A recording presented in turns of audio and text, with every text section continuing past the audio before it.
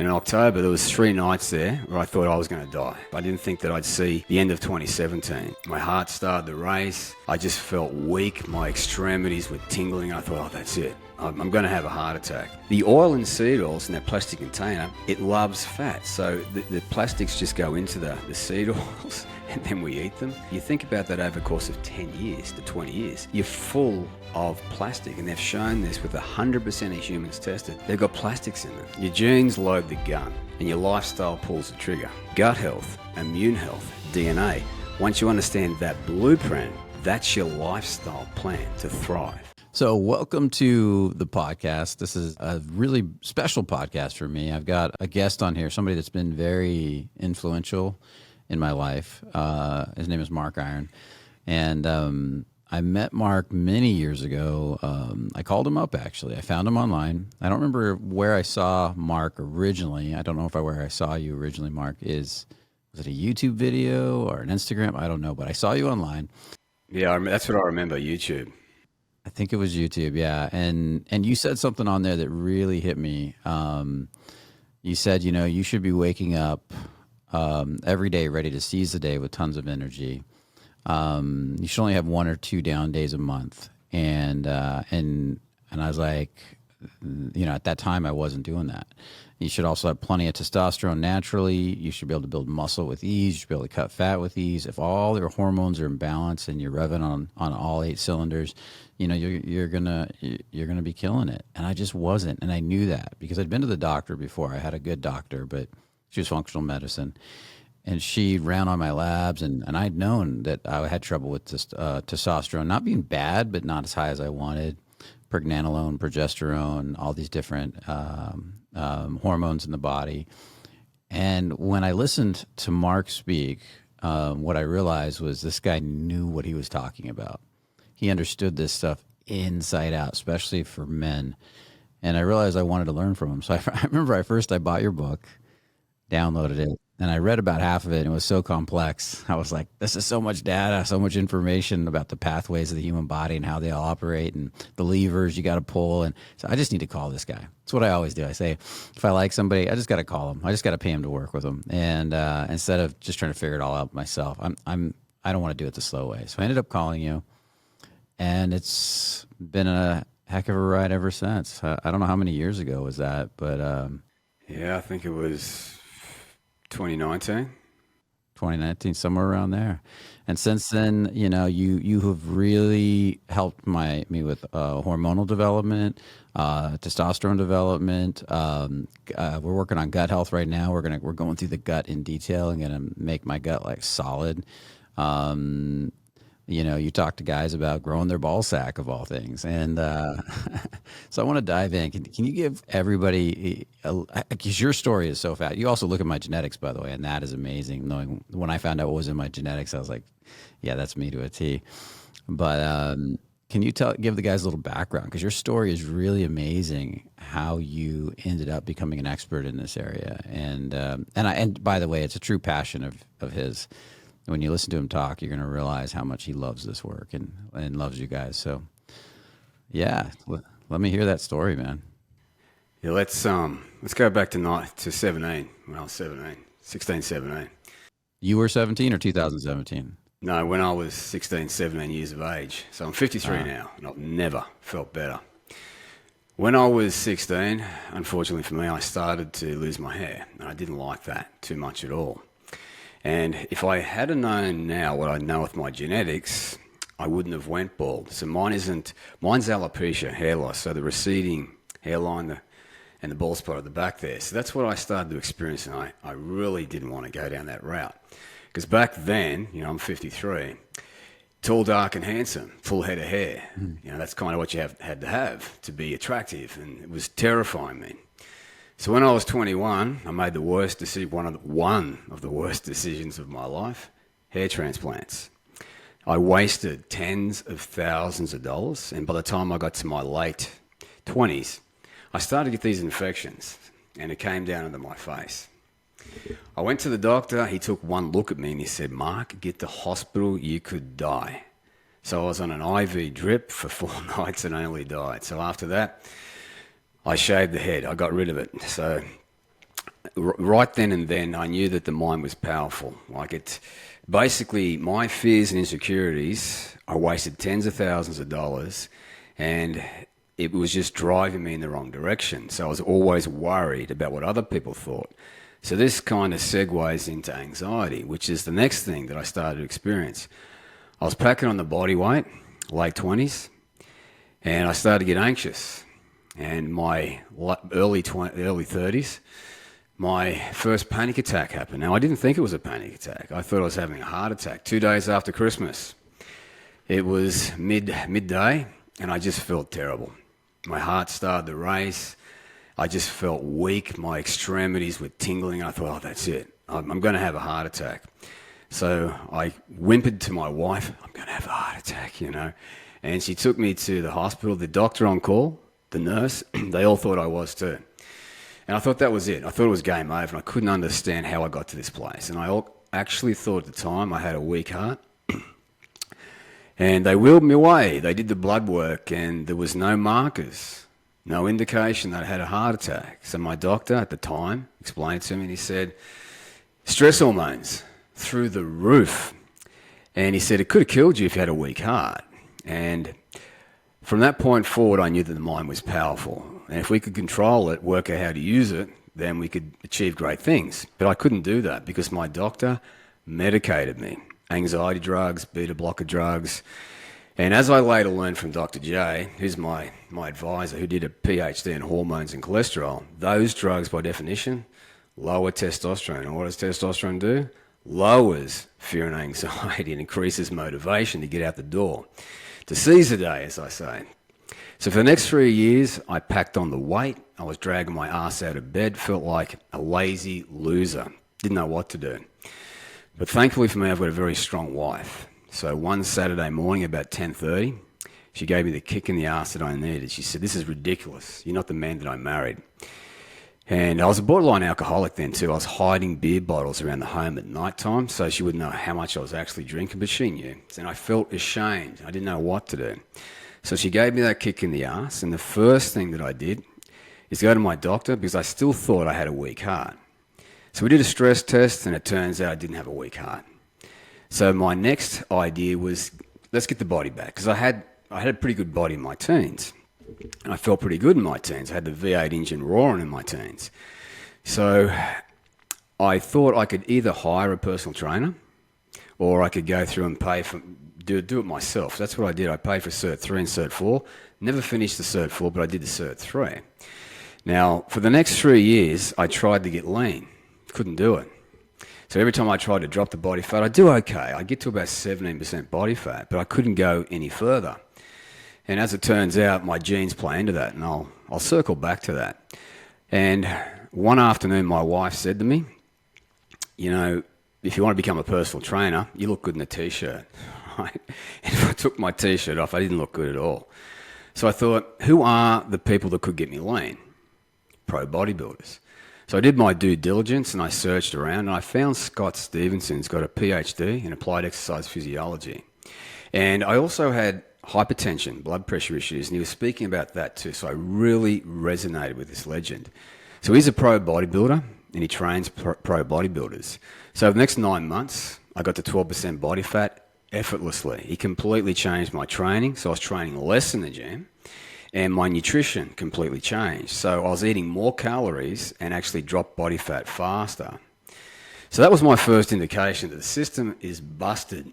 So for the next probably 8 years, I was doing pretty good. But what I didn't know is I had silent autoimmune disease developing. So it got to a place in the beginning of 2017 where, you know, I was under financial stress. I won't drive into that now, but we could have lost the house here. So I was under a lot of mental stress. And I started to go off diet. I wasn't really following what he said. My omega index went down, if you know what that means, Brian, the seed oil. So I was kind of going back to that standard old diet. And I started to develop asthma, and I was packing on the body fat again, and I was on testosterone replacement therapy, and it didn't make sense to me how this could even be happening.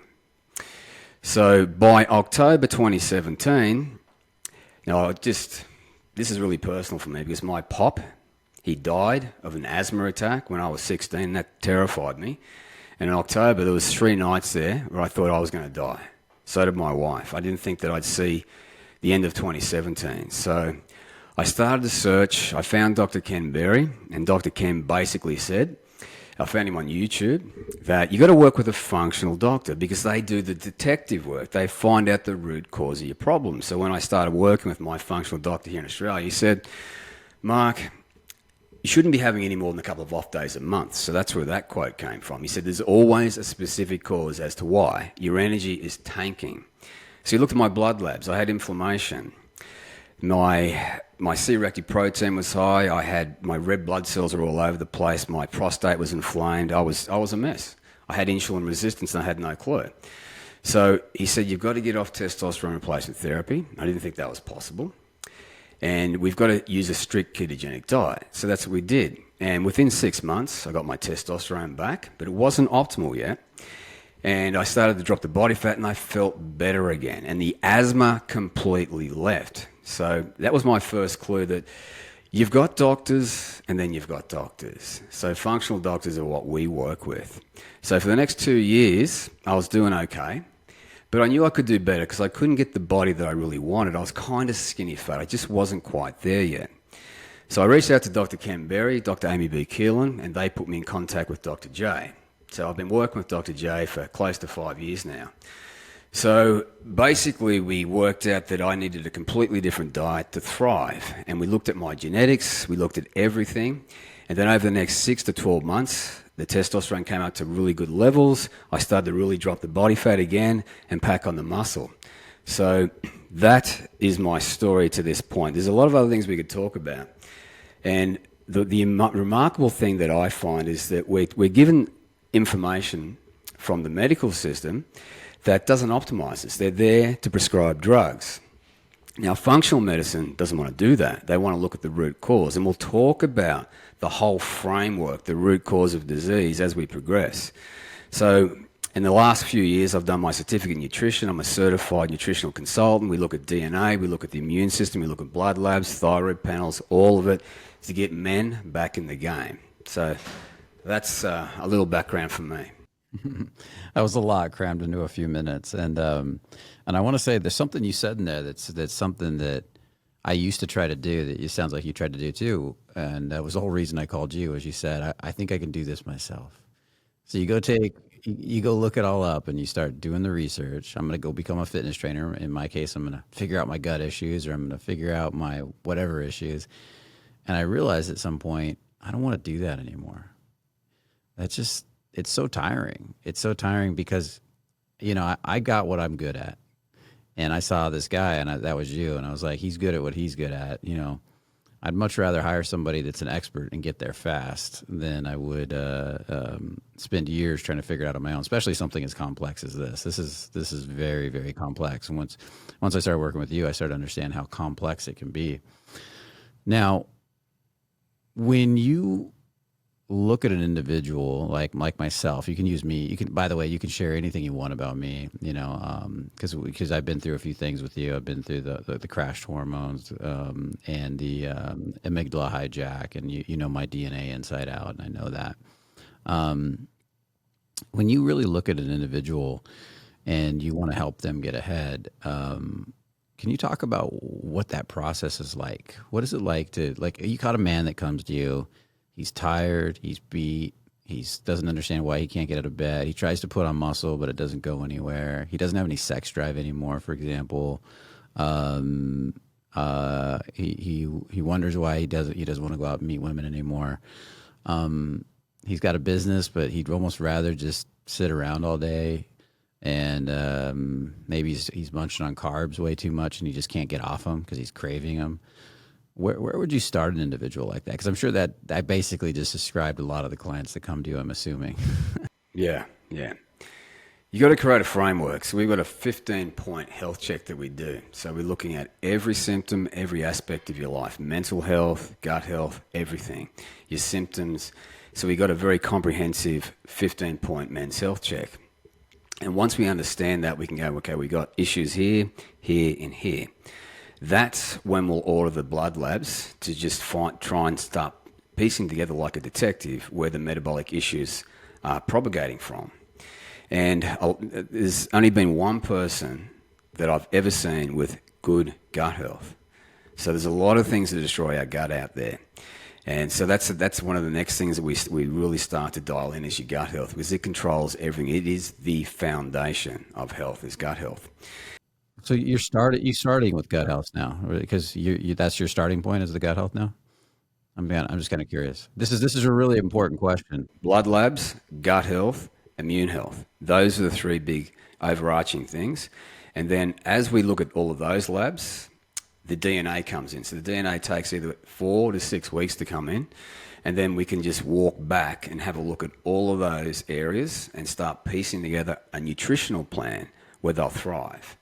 So like, as I've mentioned, gut health is just foundational, and I've only seen one person that's had good gut health that we've helped, and this has been a lady too, and she has been super health conscious for a very long time. So it doesn't surprise me. So if you've got any kind of bloating, distension, muscle aches, cramps, like you're stretching your neck, if you've got brain fog, you've definitely got some gut issues there. So yeah, gut health is now, ever since the beginning of this year, that's when we've really started to put our attention there, is gut health. Yeah. I remember because when we started, we didn't start with gut health. But since we started with gut health, I come back and I was talking to you about 6 months ago or so, and you said, hey, I want you to go through this 3-step process for the gut, and you put me on the first step, which was really just about stomach acids, right? And I remember that has changed my life. That one step, I went back on carnivore because I loved carnivore, but I was having a hard time staying on it. I would go on and off, and I started to clean up the acid levels in my stomach, and dear God, my life improved. It went, the quality of my life from that first stage, and we're just now getting into stage 2, was so radically different. And I knew my whole life I had gut issues. I want everybody to hear this. I had gut issues my whole life, but everybody's protocols and the weird stuff they did, nothing did anything. And then I knew the moment you broke it down and I started on phase 1, I was like, oh my God, this is huge. And this phase 1 is really simple. I mean, it's just about getting your stomach acids cleaned up. But I'm like, why didn't somebody say this to me sooner? Yeah. So stomach acid is huge, especially as you age. You hit 50, 60, as I've learned from these functional doctors, you don't produce optimal stomach acid. So the stomach acid releases enzymes that break down the proteins into peptides, polypeptides. And these polypeptides then go into the intestine to be broken down into single amino acids. Now, the interesting thing about stomach acid is it triggers the pancreas to release enzymes to fully digest your protein, your carbs, your fats, and then it triggers the gallbladder to contract, so you're fully absorbing the nutrients from that meal. So if that whole system isn't working, your stomach doesn't work too well. And the issue becomes is when the proteins aren't being broken down fully, it irritates the intestine, causes bloating, SIBO, infections, and the tight junctions open up. So food particles go into systemic circulation and you get fatigued. And the issue with this kind of fatigue is it takes up to 72 hours before you notice it. But a lot of people have just, all of a sudden they hit 30, 40, 50 and they're just chronically fatigued. And what does the system say? That's normal. That's a normal part of aging. Never back that idea. Yeah, you really got to start with digestion. Well, this is interesting because all my life I felt like I was an old man. I was fatigued. I remember when I was young doing martial arts, I could only work out a few weeks and I have to take a few weeks off because I was always beat and broken down. And people were always saying, hey, you're just lazy. And years later, I finally realized it was my body was not repairing itself properly. Now, in my 50s, I have more energy than I know what to do with. I wake up ready to seize the day, turned on for the day. I work out like crazy. I have tons of drive. And so there's something you've said to me, and I've seen, I think I've even seen reports about this, that men should not, in their 50s and 60s, even 70s and up into 80s, should still have a high, let's put it this way, should still have a high testosterone and still wake up with tons of energy. And I think we're starting to see that in society today. What's your take on that? Yeah, there's a lot of research behind it. Like Dr. J, 5-year PhD in sex hormones. So when he did his due diligence and had a look at the research, he went back to the 1940s when testosterone was first being measured back then. And a man my age in their 50s had about 800 average. 800. And today it's about 350, 300. So something's certainly going on. And we've seen a rapid and fast fallout since the 80s. It's really plummeted, 1.6% per year. It seems insignificant, but that's 16% per decade. And free Isn't that true? testosterone. I've heard that's true of men in their like 30s, like 35-year-olds are even having really low testosterone these days. Is that not true? That's absolutely true. There's a meta-analysis that came out from a cohort of three age groups of men, late teens to mid-20s, mid-20s to early 30s, and early 30s to 45. And average in 2000 was about 600 through all of those men, all the way to about 45. And in 2016, 450.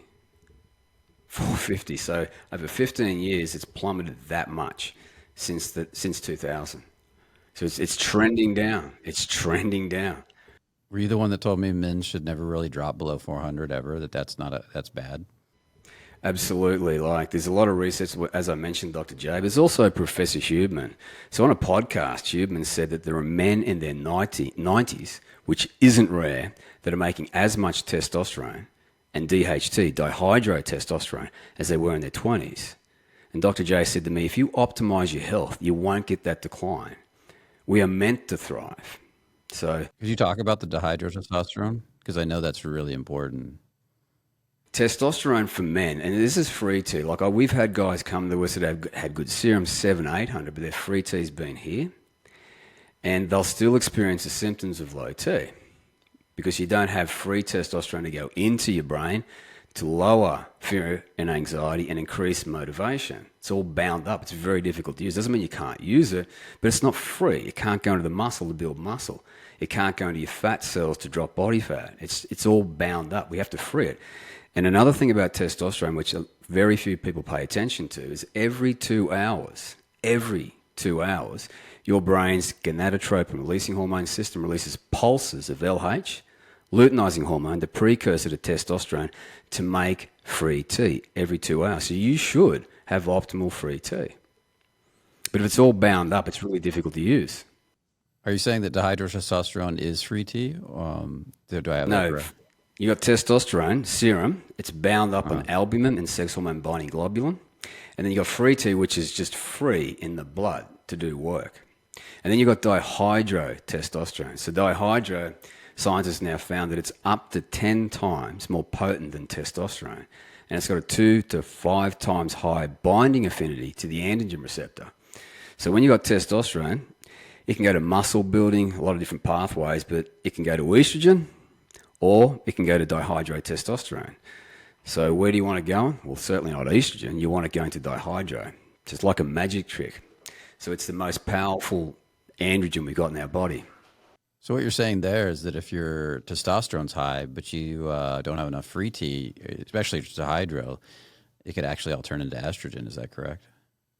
Dihydro can't, only testosterone. So once it goes to dihydro, it can't be converted to testosterone. So testosterone can go to estrogen, yeah.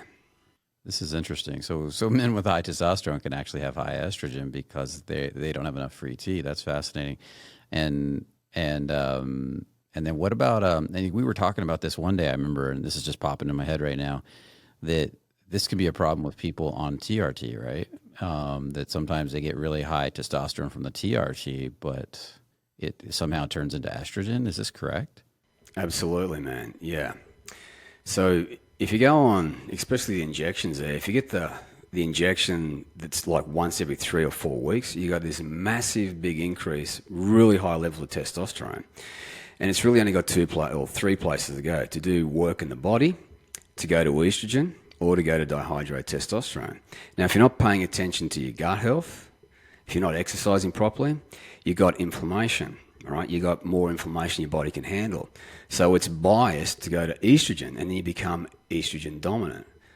So you've got to be very careful about when you go on TRT, you got to micronize it. So you want to take injections every 5 to 7 days at low levels, so you just get an increase of about 800 testosterone And then you've really got to look after your diet too, because it's got a propensity to go to estrogen when you're inflamed, and a lot of people are inflamed.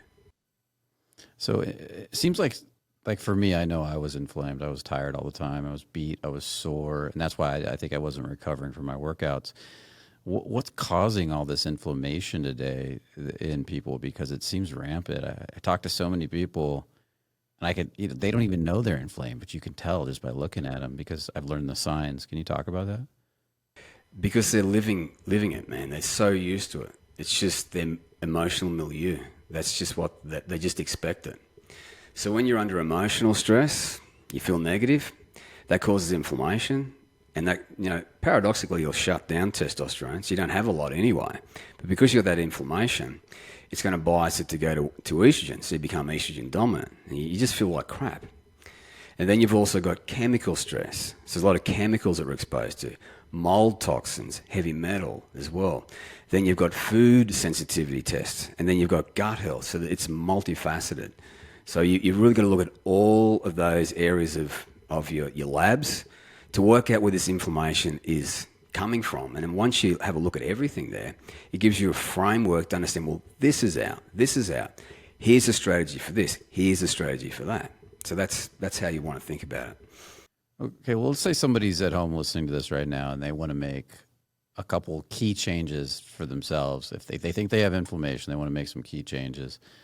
What are some things they can do at home? Like I was thinking about the omegas. They could probably get the omegas under control. That's one way. Stress is another way, of course. What would you say would be the key indicators or the key direction, the key things they could look at that they could take charge of right now? One of the easiest things to do, because it doesn't require any effort at all, is to get your omega-3 index checked.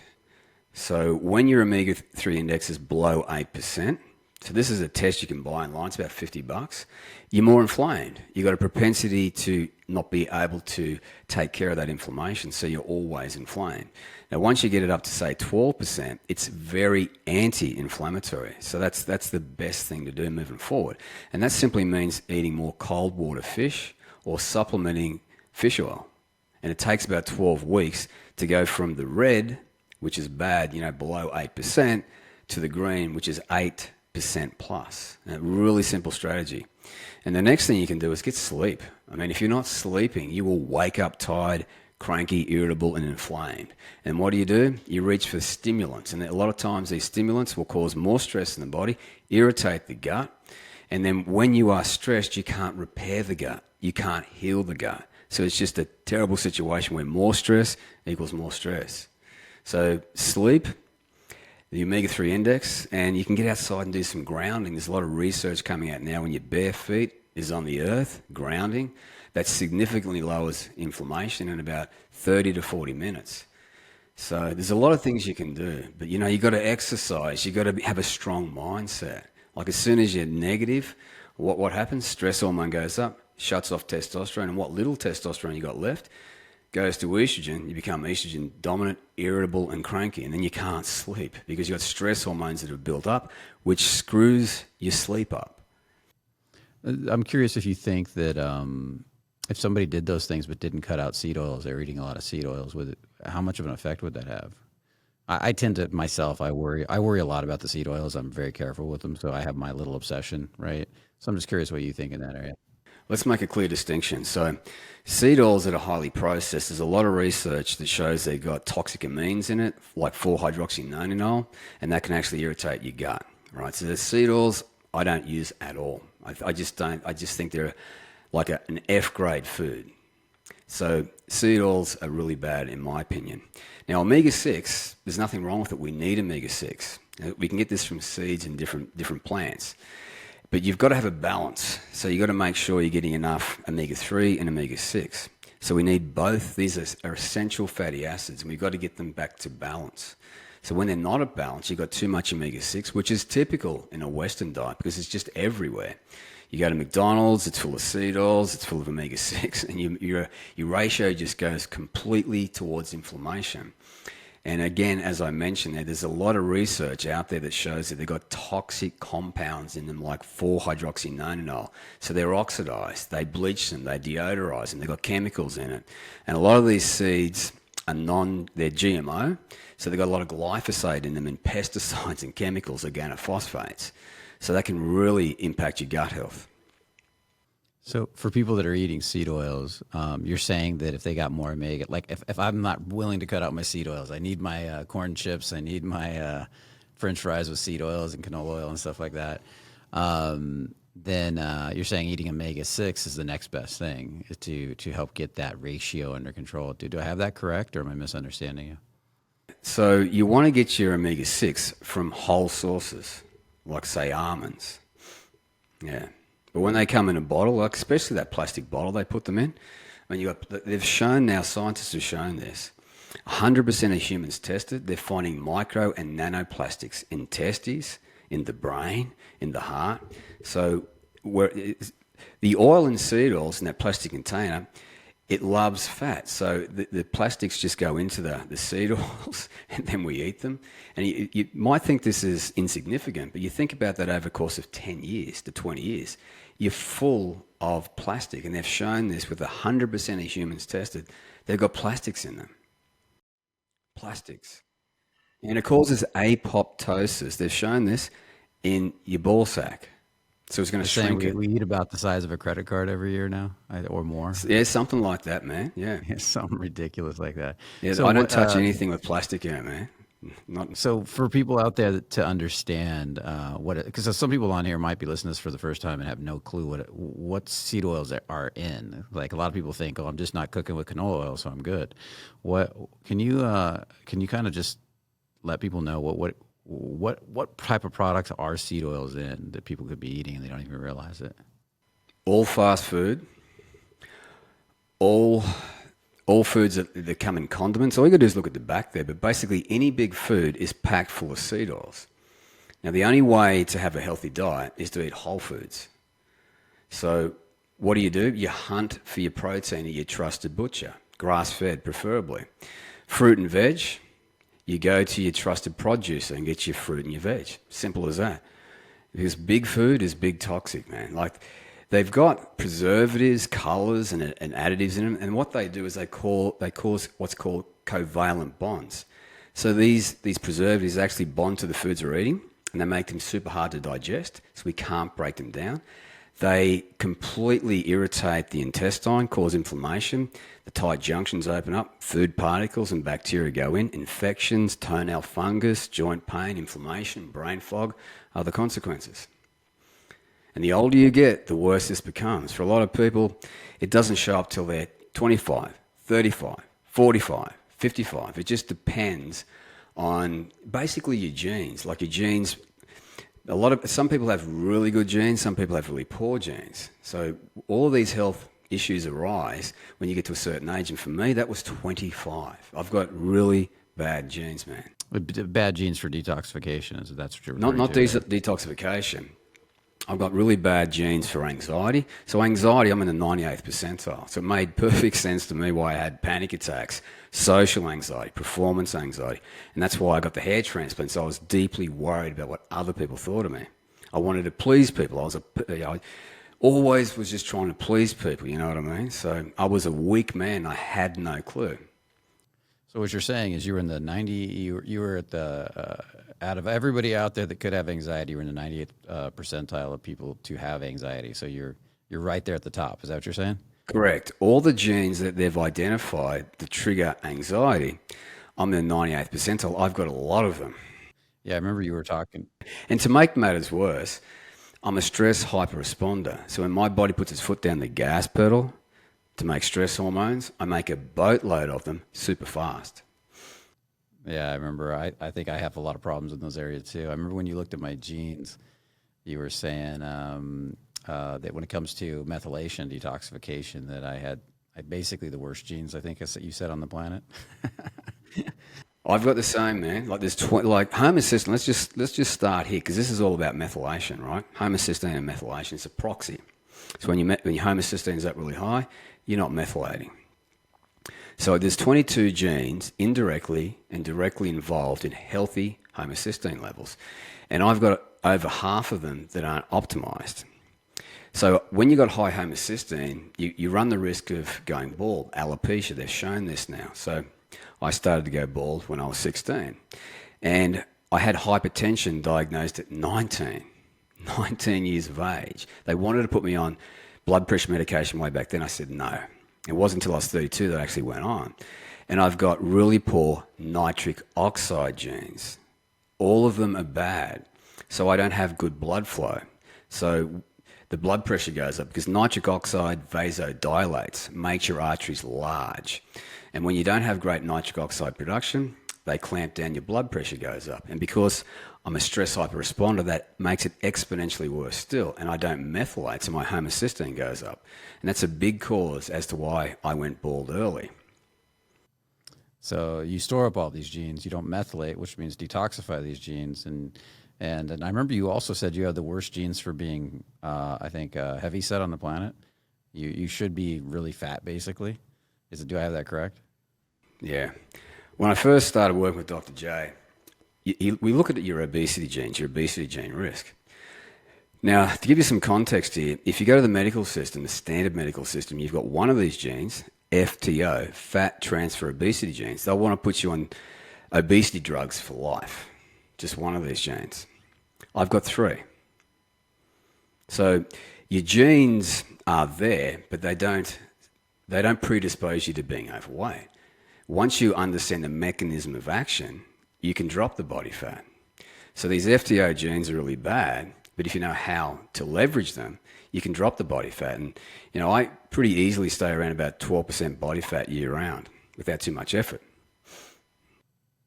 And that's because I'm trying to understand a little bit more. Why is it easy now that you understand that you have the genes for being obese that you can stay at 12% body fat now?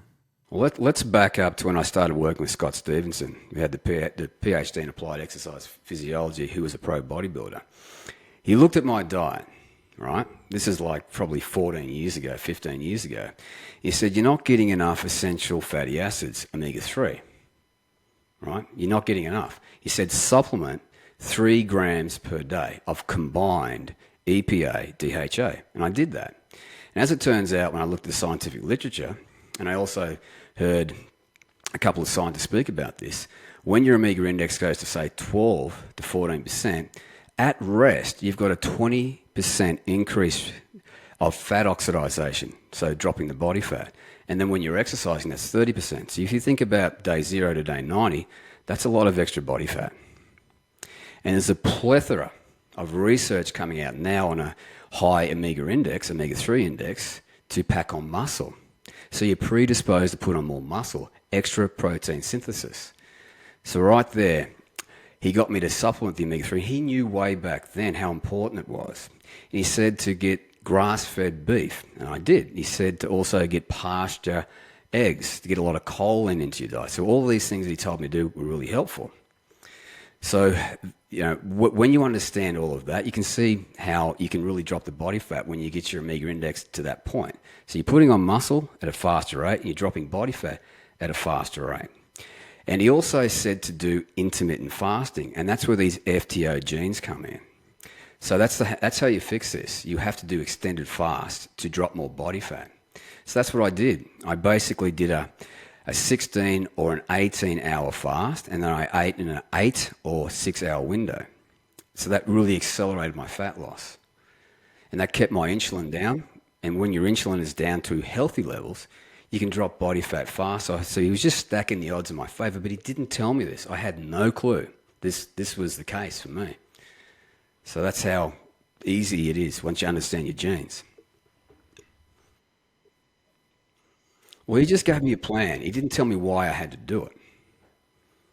So that's what I tell my clients. This is why you have to do it. I make it very clear. If you don't do this, you're not going to drop body fat as fast. If you don't do this, your homocysteine is going to go up. If you don't do this, you won't be methylating.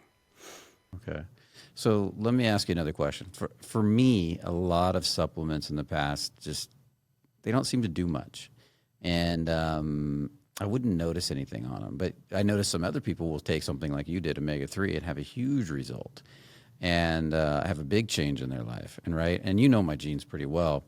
For the people out there that are listening to all this and they're saying, okay, I'm cutting out the seed oils. I'm working on the stress. That's two things we've covered. I'm working on the diet, I take these supplements, but I'm not noticing a big shift. I think we talked also about gut. So could it be the gut? What would be causing that for somebody in that situation? Yeah, great question. Gut health. So probably 2 years ago, I was working with a client, and he did really well for the first 3 to 4 months. He went from 209 pounds, I think it was, to about 85, 87, and he stalled for weeks and weeks and weeks. So we said, it's probably your gut. Yeah, from about 209 to about 87 or 85 pounds, and he just stalled. Nothing Well, was that didn't shifting. make sense. You're talking about 187, 189 is what you're talking about. Yeah, 209, and he went to 187. Okay, I kept hearing 87, Yeah. 89. I wasn't hearing Yeah. 187. Okay. 209 to about 187, and he stalled at 187. So because we know now how important the gut is, we checked his gut health, and he had all this bacteria that were causing insulin resistance. So when you got insulin resistance, you don't have a lot of energy, and you can't drop the body fat because as insulin comes up, you can't tap into your body fat. So he was just stalling there. So after we gave him the plan after that, and after about 4 weeks, the body fat started coming off. And this was at the beginning of this year, we caught up, and he said that it's just amazing how quickly he dropped the body fat once the gut was healed. Yeah. So the gut is absolutely foundational, especially for fat loss, because it can cause insulin resistance and inflammation, and that's going to halt your fat loss fast, and also your muscle growth. Would this explain why you're not noticing a difference on the supplements too? Because of the insulin resistance, or is the bacteria in the gut? What would be causing that? Yeah, I've had a lot of clients that, regulating blood sugar has been tough. And every time we looked at their gut health, it's been poor. And once we fix the gut health, the blood sugar regulation comes back. So when you've got dysregulations in blood sugar, your insulin comes up, and it's tough to tap into your body fat. So once we heal the gut, the body fat starts to really decline. But does that also explain? Is that also explain the lack of the ability to, like? I just don't notice a difference on or I haven't. I have started to, I think, on different supplements. So is it the lack of digestion from having bad gut health? I'm trying to understand that better. Exactly. You've got to absorb these nutrients. Now, I'll give you an example. You've heard of ashwagandha before. Yes. Yeah, and how great it is. Well, I've got a sensitivity to nightshades. Ashwagandha is a nightshade. So if I take that, it causes anxiety in me. It also destroys my gut health too. So nightshades can destroy your gut. So if you're sensitive to nightshades like me, and we've tested over 250 people now, and about 30% are sensitive to nightshades. Yeah, I think I am too. I think you just told me that not too long ago. And I remember I got that mushroom coffee, and you said I have the worst genes possible for mushrooms, and to stop drinking. Yeah, ergothionine. Yeah. So there's 3 genes. So let's just quickly talk about genetics. So everybody's got these things called single nucleotide polymorphisms. Some people have got a lot of them. Some people don't have a lot. The less you've got, the better. So when it comes to ergothionine, there's 3 SNPs, the TT, the TC, and there's another allele. So if you got the top 2, you can't metabolize ergothionine. And ergothionine, is a lot of ergothionine in mushrooms. So if you got those 2 genes, you've got a 2.1 increased risk of Crohn's disease, gut health issues. So you think you're doing the right thing by eating mushrooms, and we're seeing this in about 20% of the people we've tested. They're sensitive to ergothionine. So it's going to really destroy your gut. So you're saying that I was in that category of being sensitive to Crohn's disease based on when you looked at my genes?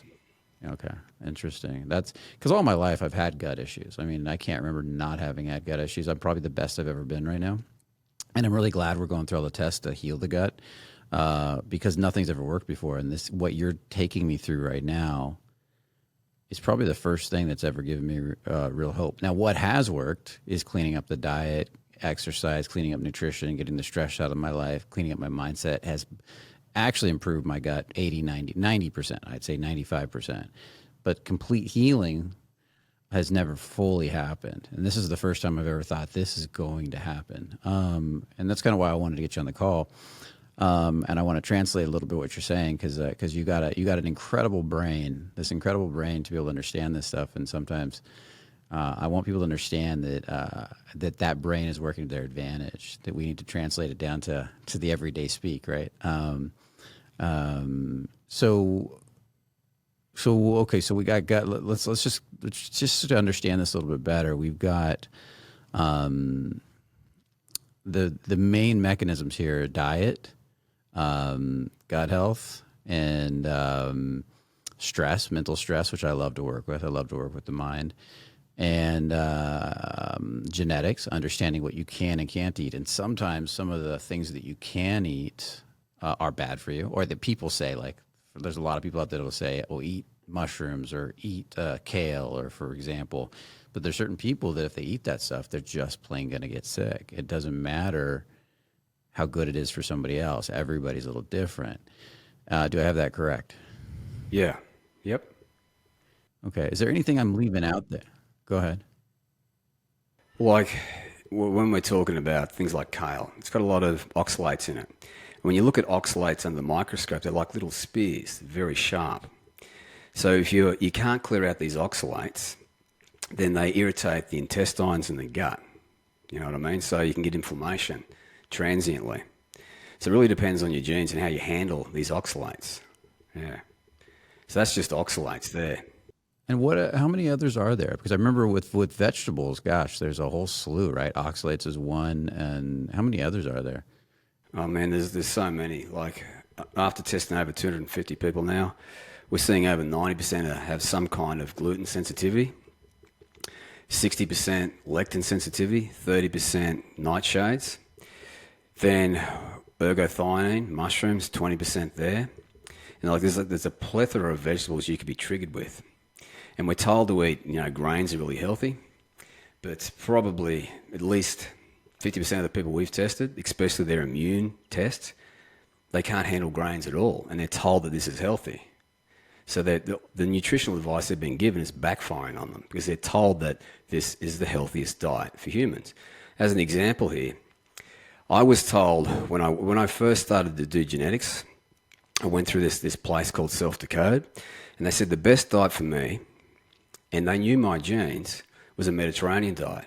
And it's packed full of nightshades. So it kind of backfires on me. So if you don't know your genetic vulnerabilities, you don't understand what foods are going to help you thrive and what foods are actually causing tissue damage, inflammation, gut issues, brain fog, joint pain, bloating and swelling. Yeah. Yeah, and I think, unfortunately, I think the thing I found out from you is that pretty much all of those affect me. The one, I think I've even got it on my genes so that nightshades affect me, but I really don't notice nightshades. But everything else, oh my God. Yeah, it takes me out fast. So let me ask you, as I heal my gut in the future, because right now I get affected really quick by gluten, let's say. I can get away with it for a little bit now, but within a short period of time, I feel like crap. Another one would be eggs, right? That's a little different. That's probably more of an intolerance, but especially egg whites. Almonds is another one for me. The mushrooms. So as I heal my gut and I get a really healthy lining over the next 4, 5, 6 months that we're working on, I'll be able to get away with that to some degree, right? But then if I keep eating it on a regular basis, that's where the damage comes in. Or do I have that wrong? Yeah, that's correct, yeah. So like your immune system kind of resets every 6 months. The problem becomes when you've got a sick gut, you've got a leaky gut. So the tight junctions, they open up. So when you're eating these foods, these food particles aren't properly digested. So they go through the tight junctions into the blood.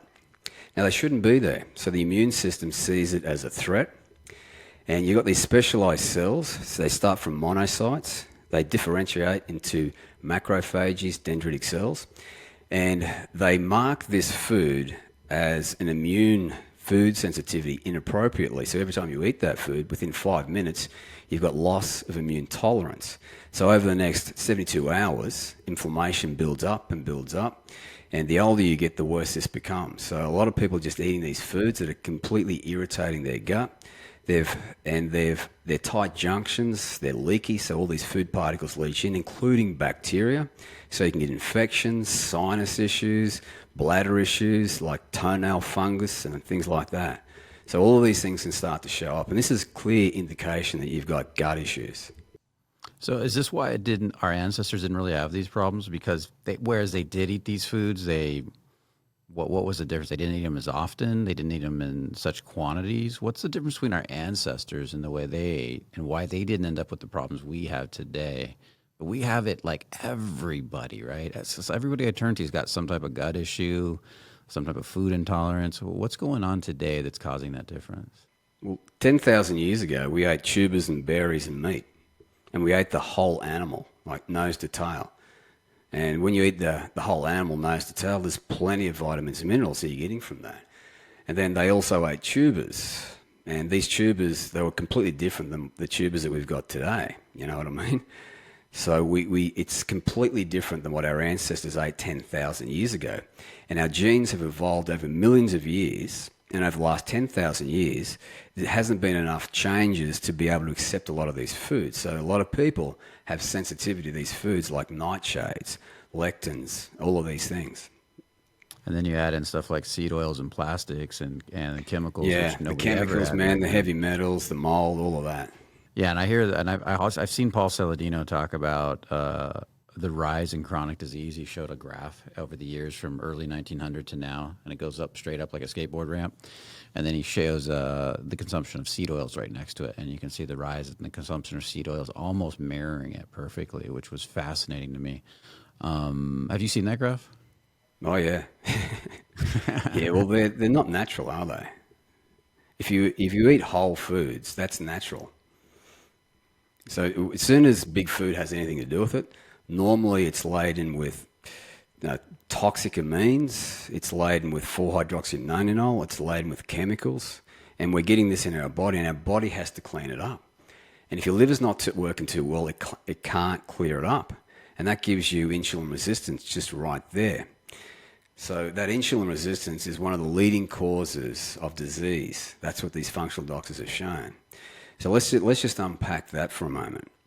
So the standard medical model, when they measure, if they even check your fasting insulin, they'll say between 2.6 and 24.9, you're okay. Now, functional medicine says we need to get it between 2 and 5 for fasting insulin. And the functional framework, they've shown that 93.6% of people have insulin resistance, pre-diabetes. So they can't really drop the body fat. And there's a plethora of metabolic issues that arise from that, just that one thing alone. That's crazy. And so I think with me, I'm primarily carnivore. I think there's not many other foods I can eat. But I'm kind of curious, what do you think, is there anybody out there that is really suited to a vegan or a vegetarian diet, from your opinion? Man, you got to get enough protein, right? Plant proteins, they're not as bioavailable as animal proteins, and all the scientists agree on that. Like, I'm working with a vegan right now, and he was on testosterone replacement therapy. Okay, and I got him off testosterone replacement therapy in February, and he's got good testosterone levels now, but the amount of supplements and amino acids that he's got to supplement is quite a lot to get him optimal. So, like, yeah, you can do it if that's what you choose to do, but it's much harder to do. But we also understand his food sensitivities. We've done that. We've done his gut health, and we've done his DNA. So we know exactly what foods he needs to eat as a vegan and the supplements he needs to take to get optimal. So it's just a lot harder, but yes, you can do it. Now, I want to know, do you think, since you know my genes, could I get away with it? No, man. Look, I can't. I'll talk about that, but let's talk about you first.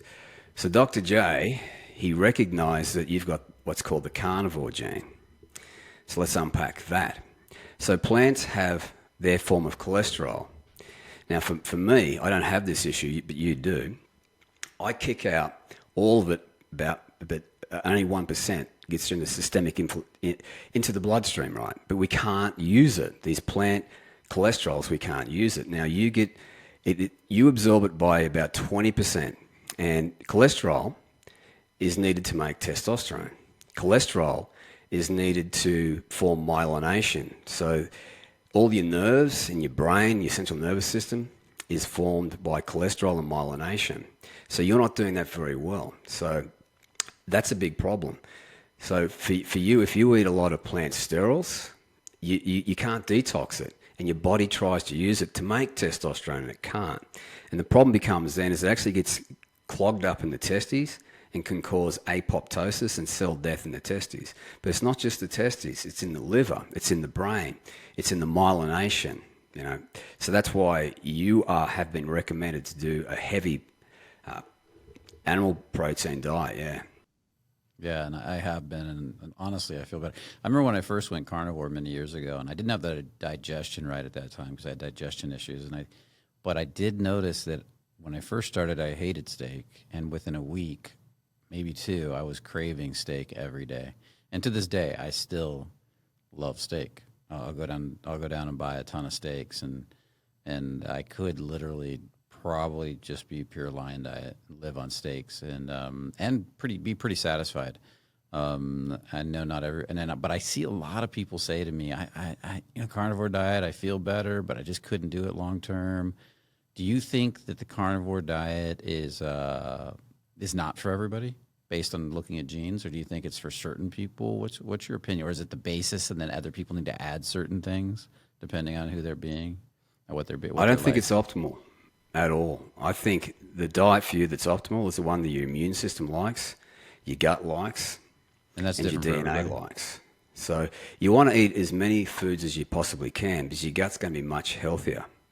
So that's what we do is look at your immune health, your DNA, and your gut health, and we provide you a nutritional plan based on that. So that's your blueprint, your genetic blueprint, your immune blueprint, your gut blueprint.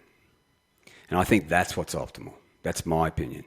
Are you saying, based on my genes, and this is what I'm thinking about the other people out there, that as we get my gut repaired over the next 5-6 months, that I'll be able to add in a lot more foods again, and I should do that, Yeah, well, that food sensitivity test that you're doing, that's going to show us what food you're sensitive to. So when you've got food sensitivities, it's because you've had a leaky gut. So what we're seeing now with work with a lot of people is that they've got a lot of food sensitivities and they've got no clue. An example of this, a recent client 2 weeks ago, we just did his food sensitivity test, and every morning he woke up and he had carrot juice with turmeric, and on his IgG immune panel for food sensitivities, it was high. So every time he ate that, it was causing gut issues. So he's got bloating, distension, he's got joint pain and brain fog by just doing that one thing that he thought was really helpful. Because we've all heard that turmeric lowers inflammation, but his immune system sees as a threat and launches an exaggerated immune response. Now, the good news is after you heal the gut, the tight junctions tighten back up, your immune system resets. And we've seen this with lots of guys now. Your snapshot on day one, then on snapshot on the 6-month point is completely different. All these food sensitivities largely go. So that's why I don't believe the carnivore diet is optimal. So you see it as a good diet for somebody that's in a bad situation? Like we need to get you. If they can't do these testing, it's a great place to start because there's much less food sensitivities that you could be sensitive to. Nice. That's beautiful. Yeah, I'd love to be able to eat more foods again. The one thing is I really love being on the limited diet I'm on, and because I feel great on it, and I love eating that way. But when I'm out with friends, I'm out on a date, sometimes you just want to bond with somebody over food, over something simple. I don't eat it all the time, but it's really about that connection, that social. And food has such a strong emotional bond. Just letting go of all the foods was really tough for me in the beginning.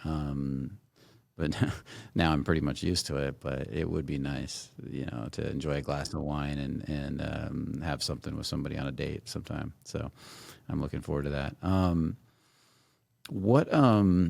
Let me think here. So we've covered a lot of things.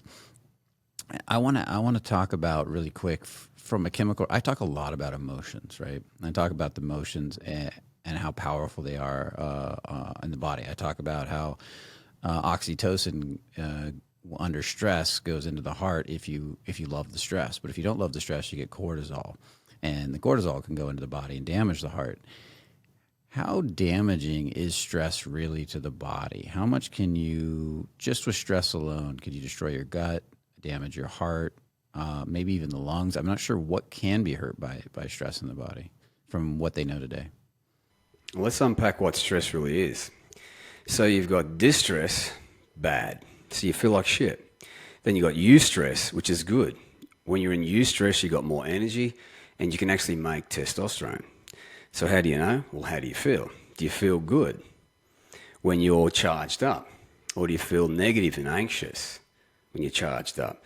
So you're in distress. Now, when you're in distress, too much cortisol is released, and that inhibits the gut from actually working.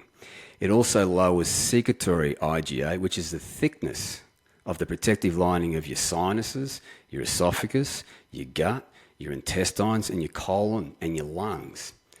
So the thinner that is, the more predisposed you are to food sensitivities, to allergens, to air pollution. And that can really tax you. So you can get seasonal allergies, rhinitis, infections, things like that. So distress, constant distress, basically disables you from repairing your gut and also thickening up the protective lining of your gut. So it's really bad. So you've got to toggle back and forth between eustress, which is positive stress, and then rest and digest. So when you go back into rest and digest, your body can repair itself. But if you don't go back into that rest and digest, you can't. You can't repair the gut, the organs, and the tissues. So, yes, distress is really bad. Yeah, that's fascinating to me.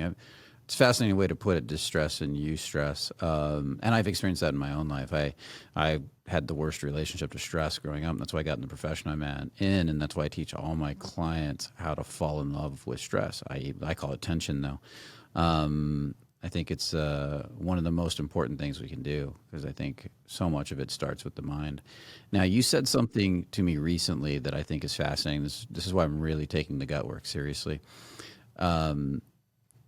How many different things are affected? You said different parts of the body are affected by the lining of the gut. And this was fascinating to me. You said that the lining of the gut, it's basically, we call it an instinctual brain, right? The gut brain. But it goes out and affects almost every part of the body if you have a damaged gut lining. Do I have that correct? Yeah. So your gut has a brain. It's called the enteric nervous system. And it speaks to every organ in your body, including your eyes, your lung, your thyroid, your gonads, your ball sac, the liver, everything, every organ. So when your gut is sick, they've shown now that you'll have a sick brain. So more stress, anxiety, fatigue, depression, schizophrenia, and even autism when you've got a sick gut. And a lot of people think, oh, that's just me. That's who I am. No. More than likely, you've got a sick gut. Then it's also the liver. So you've got a gut-liver axis. So if your liver's sick, you can't detox estrogen. So estrogen goes up too high and it shuts down testosterone production. You've got an endocrine axis. So all of your hormones are out of whack. So instead of producing optimal testosterone, sex hormones, you're producing too much cortisol, stress hormones, inflammation. And you've also got a gut-muscle axis. So they've now shown this, that you could be doing everything right, which you think is right, but if you've got a sick gut, you can't pack on a lot of muscle. So you stall packing on muscle. So it affects every organ in your body. So the gut muscle axis, the gut testy axis, the gut brain axis, the gut pancreas, the gut thyroid, every organ is affected by the gut. Wow, so it's interesting. So how much now that you're really working on the gut and you're seeing a lot of people heal their gut, would you say that there's a lot of people out there that are, I mean, literally, the way I look at it is I've had these problems for most of my life. I don't know life without it. And what I'm experiencing, and I'm wanting people to understand this out there, and when they think about this work, is that stuff that I thought that I didn't know if I'd ever be able to get rid of because I tried time and time again is actually healing on me. And I'm beginning to experience the best quality of life in my 50s I've ever had. I'm beginning to feel like, in my opinion, what I probably would have felt like in my 20s, with tons of energy, ridiculous excitement for life. And I didn't think that was possible. Are you seeing this with more and more clients? Yeah, like as I've now learned from these functional doctors, gut health is the foundation. So when I went and did my certificate in nutrition, they said you got to start with the gut. And that's why I starting with the gut from that point forward. Because as you can, as I've just now shown, it's affecting every organ in your body. And none more important than the brain, the endocrine axis, your hormones, your testes, your liver. It's affecting every organ system. So when you've got those food sensitivity issues, you've got the leaky gut, there's so many foods that are going to start triggering you. But again, as I've mentioned, the remarkable thing is after 6 months, and you heal the gut, a lot of those food sensitivities are gone. And we're seeing this now. We've got the data to show this. So you got to really start with your gut. Yeah, this is fascinating. So, I just want to kind of tie it. It's a weird time, but I want to tie back to the genes. So you're saying as the gut heals, let's say my genes, in my case, my genes say I'm prone to autoimmune disorders. I'm prone to gut issues. That's what my genes indicate. So under stress, not taking care of my body, that's probably the direction I'm going to go. Somebody else might be more prone to heart disease, I'm guessing, right? It just depends on what the genes say. And when people read their genes, what I've noticed is a lot of people get really scared. They're like, oh my God, I'm prone to heart disease, I'm prone to cancer, I'm prone to whatever. And what you're saying is, and I've heard you say this before, so I'm kind of bringing it up, maybe I didn't quite bring it up earlier, is that by doing this work and getting these things healed, like the gut, that you don't have to worry about that stuff because those genes can actually, what's the term you use? Deactivate or go into remission? Yeah, well, there's two things. Let's unpack what genes actually do, right? So one of the main things that they do, DNA makes proteins. So these proteins are basically enzymes, and they do work in the body, like detox, make neurotransmitters. So they do a whole bunch of work in the body. Now, let's get back to single nucleotide polymorphism. So you've got a gene encoding region, and it's got a whole sequence of letters, and it encodes for a protein. So some people have got a high-functioning protein, so it comes out and it functions beautifully. Now, when you've got a single nucleotide polymorphism, there's changes in the letter sequence, so the protein comes out and it's slightly altered, so it doesn't function optimally. Now, once we understand that, we can optimize all of those genes based on that. An example of this is Alzheimer's risk. So there's some people, not too many, we're not seeing this too often, probably, I don't know, 5, maybe 5%. There's a gene called the APO3/4, which is a 30% increased risk of Alzheimer's. So this Alzheimer's risk, there's a gene called the APO3/4 allele, which is a 30% increased risk of Alzheimer's. Then you've got the 4/4 allele, 70% increased risk of Alzheimer's. And people say, well, I don't want to know that. I don't want to know that this is possibly going to happen. But Dr. J has found a solution. So this gene pumps up into your brain. Now think of this as a building material. The omega-3 DHA, docosahexaenoic acid. So people with this mutation, they don't pump DHA up into the brain too efficiently. So their solution is really simple. You supplement DHA, enough of it so you've got enough to pump up into the brain, and it's a building material, a third of the brain's dry weight. As Dr. J, when he did his PhD, he did human autopsies of the human brain, and he found that a healthy brain, when you dehydrate it, a third of it is DHA, the omega-3. So these people just don't pump it up there. So if you get plenty of DHA, even if you've got a 4/4 allele, a 70% increased risk of Alzheimer's, it goes to 0. So why wouldn't you want to know? Why wouldn't you want to have a solution? Yeah, so you're basically saying there's nothing in the genes you've ever seen that you couldn't figure out some kind of solution or help for. Is that correct? Exactly, yeah. Yep. There's a solution out there for a lot of these genes. Look, I want to jump into something a little more controversial. What about somebody that got a particular shot that we all know about, that we call the jabby jab sometimes. We had talked about that too for people that are worried about that. That there are, and I'm careful how I say it depending on where we're at. That you said that there's solutions for that too, Yeah. because a So lot of let's people don't. unpack that. Yeah, So these proteins spike proteins that our body's now making, all right? They can cause thrombosis, thick sludgy blood, and inflammation. So we want to get rid of these proteins. So what you use is proteolytic enzymes. So proteolytic means it digests proteins.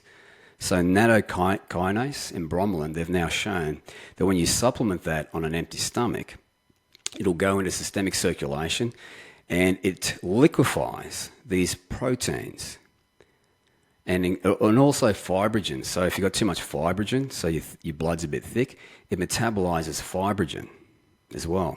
So proteolytic enzymes, really simple solution for those issues. nice. So I love that we've got, so basically, if we're to distill this down to something very simple for anybody listening that's maybe having a little trouble following along, and I'm not saying anybody is, but just in case they are, there's pretty much an answer for anything. If you know ahead of time what's going on, there is a way to work with that. Just don't wait. Is that what you're basically saying? Yep, because there's more than likely a disease process occurring in your body, even if you've got no symptoms. Yeah, and by staying up on these tests, you can counter it. You can see it coming Yeah, long it's before it shows up. basically a blueprint for longevity, but thriving the whole way through with energy, with the body that you want, with the mind that you want to increase your earning potential and your joy and enthusiasm for life. Yeah. Yeah, I've always said I plan to be the youngest 80-year-old on the planet, filled with life and energy and drive, and I every year I think the odds of that are getting higher and higher. That I'm gonna be living that lifestyle, and with your help, it's gonna be huge. Now I want to ask, do you remember my genes? Did I have genes for anxiety? Do you remember or no? Yours was in the 80s. In the 80s, so pretty high up there. Because as a child, I had terrible anxiety. I couldn't leave the house. I barely could walk out of the house. I could barely leave. And then throughout life, I battled the anxiety, got it down to pretty much nothing. I thought it was gone, and then it would come back a little, thought it was gone. And then I had that amygdala hijack. And for some reason, I didn't think about calling you. An amygdala hijack is when the amygdala grows out of control, right? And anxiety basically takes over and your prefrontal cortex stops working from a traumatic, I had a traumatic situation that caused it in my life. And I remember I called you and I talked to you about it. And you're like, "Hey, mate, why didn't you call me sooner? I got the fix." So hopefully I did that accent good. And I was shocked because at that time, everybody wanted me to take these drugs, and I was like, no. And I was like fighting off everybody. Everybody wanted me to do this or do that, and I'm like, no, I'm not doing it. I can see my emotions. I'm very good at seeing emotions. I'm not taking them personal. Yes, it sucks, and I will come out the other side. And I remember within about 2 or 3 months, I was not only back to normal, but I have ridiculously low anxiety. Matter of fact, to the point where I don't even know if I have anxiety anymore. I always had a little bit left. Even when I got it way down and I became confident, became a businessman and started to go out there and travel the world, I was like, wow, there's still a little bit in me that didn't want to go. Now I'm like, this is amazing. So the body really can change at some pretty radical levels. You're not destined to live out your genes. Do I have that correct? Absolutely. Your genes load the gun and your lifestyle pulls the trigger. Like back in 2002, geneticists, when they sequenced the human genome, they were surprised to find there's only 25,000. So we don't actually have a lot of genes as humans. But they understood this thing called methylation. So they got mice that had exactly the same genes, cloned them. Now, one was methylating and the other one wasn't. The one that was methylating, it didn't put on weight and it had a great health outcome. Now, the one that wasn't methylating put on a lot of weight and had poor health outcomes. So your genes load the gun, but your lifestyle pulls the trigger. Gut health, immune health, DNA, Once you understand that blueprint, that's your lifestyle plan to thrive. Yeah, I like this. It's beautiful. Yeah, I'm super excited. I'm super excited to see this. Like, what's going to happen as my gut gets better because I'm already doing so much better. I mean, I have never loved working out at the gym like I am now. I fully expect in the next 6 months to pack on so much muscle, and I can already see it going on. Even at my age, I'm like shocked at how quickly it's going on. So, and a lot of that's thanks to you. A lot of that's thanks to just doing the work, the mindset work that I do, but also a lot of the work listening to you, and I know it's only going to get better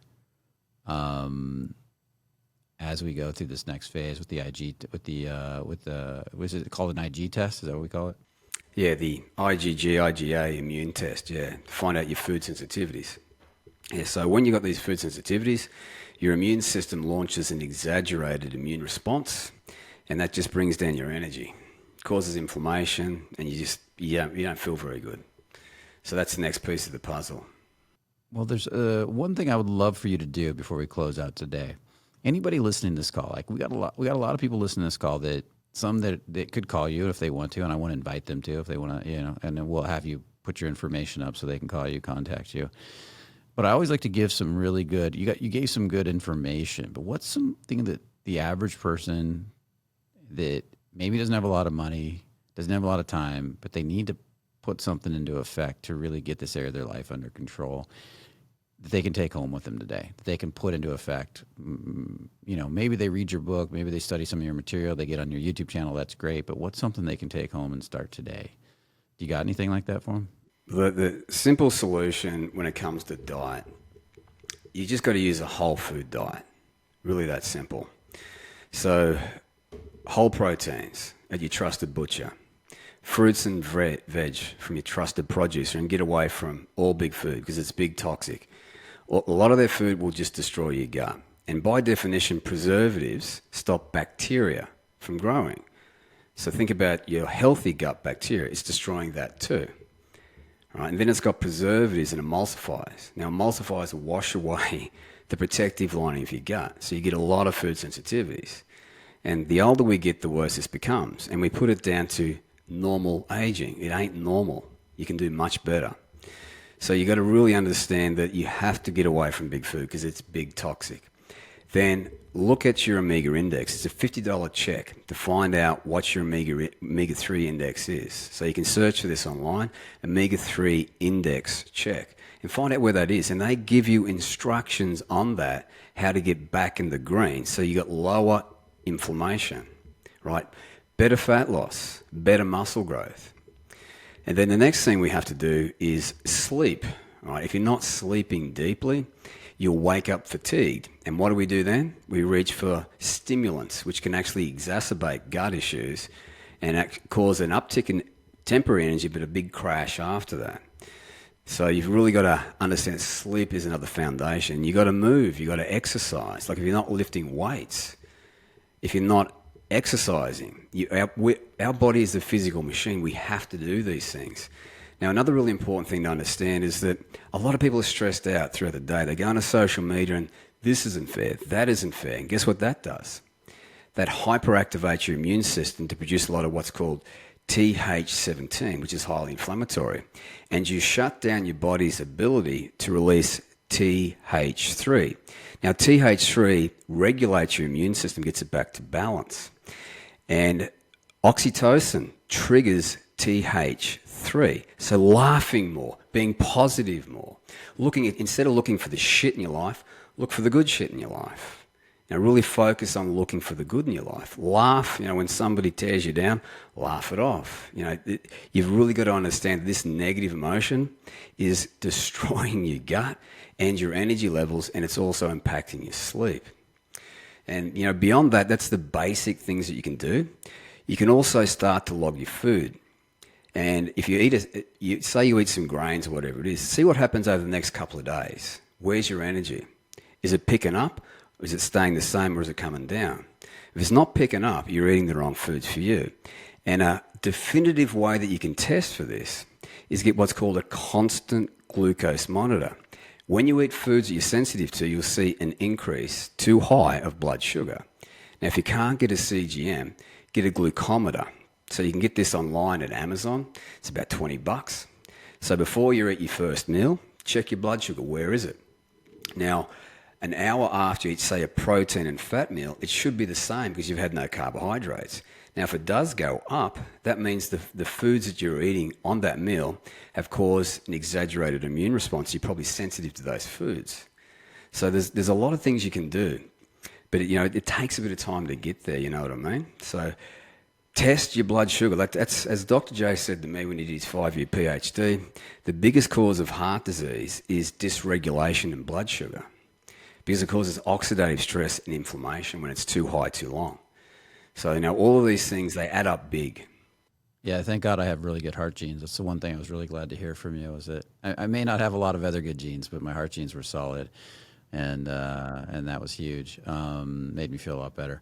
Now, one of the things I do in my business, my practice, is I help people get past the mental stress and really see life as positive. And I think that's why my anxiety's gone down to pretty much nothing in life, and my fear in life, because I really have worked. I work with my 6-month groups and my personal mind to really see the potential for positives in life everywhere. And that's why I love life so much.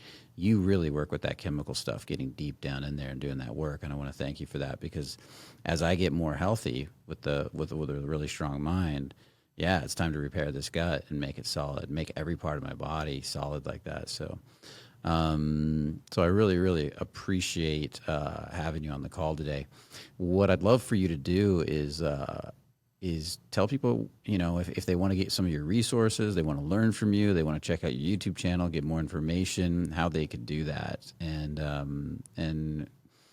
because you're an endless well of information for me. Over the years, I don't even think I've tapped 10% of it, 15%. So I think people should definitely check out your stuff. Yeah, man. On YouTube, just at Mark On. That's how you'll find me on YouTube. If you want to head to the website, book a call. It's markon, all one word, .co. Not com, but .co. That's where you can have a look at my information, and book a call if you want to book a call. Awesome. And I'll put your information in the description too, with your bio and all that kind of stuff. So it depending on which platform we're on, I don't know how the podcast platforms work, but I'll do my best to get it out there.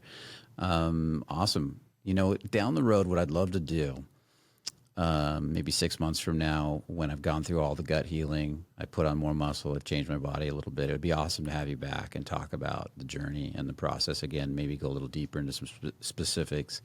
If you're down for that, that would be amazing. Yeah, man, absolutely, yeah. Awesome. Yeah, we could probably dial into gut health, show what tests to get, things like that. What would be fun is to put all my tests on the screen and have you break it all down. Yeah, that'd be excellent. Love to do that. Yeah, I'll show everything. I don't care. And so if you are watching this right now and you're on a channel where you can comment, if you want to see that down the road, the before and afters, put a comment in, let me know, and I'll put it on the list. It's probably going to take, what'd you say, 5-6 months to get the gut totally dialed in? Yeah, we recheck it every 6 months. Okay, cool. So we'll say maybe in 6 months from now, something like that would be awesome. Yeah. So, well, thank you for being on the call. It's always awesome to have you. I'm gonna, for everybody that's watching right now, I'm gonna say goodbye here, and I hope you're all having a beautiful day. I hope you got a lot of value out of this. Definitely comment if you're on YouTube, like, subscribe, share, do all that beautiful stuff, and I'll see you in the next video. Take care. Thanks for having me, Brian. Yeah, take care. You're welcome.